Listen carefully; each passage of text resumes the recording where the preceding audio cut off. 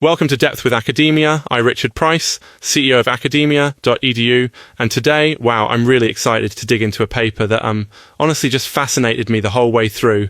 Even if I, had to reread some bits to wrap my head around them, I'd be walking you through a structural ontology of reality, a critical examination of reality, physics, mathematics, logic, information, awareness, and the structure of the universe by Rajiv. Quite the title, right? Rajiv Singh comes at this from the combined perspective, a philosopher and an interdisciplinary researcher. The work we're looking at weighs in at over 1,000 pages, if you can believe it. So what's at heart of the paper? In simple terms, the core question is, how can we reality at its deepest, most basic level? Is reality made of things like traditional philosophy used to think, or like patterns and connections that endure, change, and, somehow keep their identity even as everything shifts? Why does this matter? Well, if you think about it, whole everyday experience, whether with consciousness, science, or just pondering what's real, all of it hinges on how this basic... Okay, here's the thing. This paper doesn't claim to have found the truth. Let's be super clear about that. Singh makes an argument, and it's my job to present it neutrally, not endorse it. But what the paper tries to do is move away from thinking of reality as made up of stuff like little solid blocks, and instead sees it as built from recursive structures. What does that think, maybe, of reality as made up of loops and patterns that repeat, evolve, stabilize, and sometimes fall apart? Persistence. So what sticks around isn't magical essence, but something that emerges when certain patterns can survive disturbance, sort of like a whirlpool keeps its shape as water flows through, but isn't, a single one really cool aspect is that Singh doesn't just float big ideas, he tries to lace this with math and physics. So there's this idea that things endure because they occupy what he calls stability bands. If a thing, a pattern, a system, whatever, can persist within those bands against disturbances, sticks around. If not, whoops, it falls apart.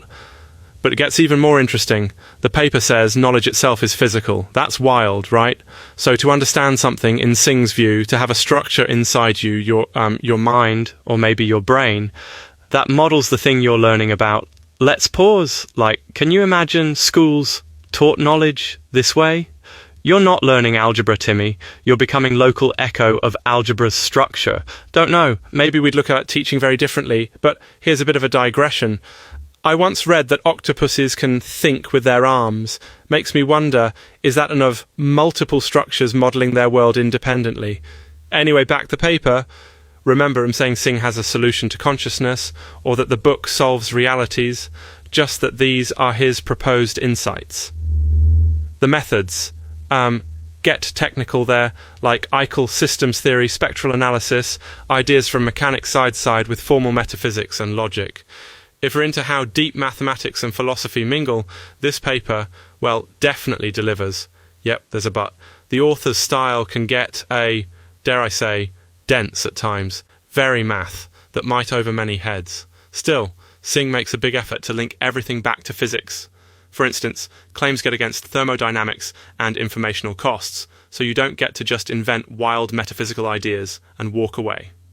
Let's talk about consciousness, Singh awareness as a recursive self-model, geometric, embedded, not some weird ghost the machine. The argument goes, your experience of self comes out of ability to repeatedly model yourself within the system, or maybe grandly, your brain keeps running loops that create the feeling of I am me. There's something both and very nerd about that, honestly. And how about space-time? According to the paper, space-time itself, even time and space, come out of networks of relational structures. So space isn't an empty box sits, but an emergent property from how stable certain patterns become as they interact.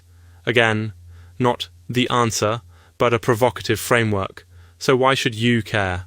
Well, if you're science, tech, philosophy, or just reflect, Singh's ideas remind us there are always new ways to frame old. Maybe your work, consciousness, your reality is less about things and about lasting patterns. Maybe all that matters is what structures can persist.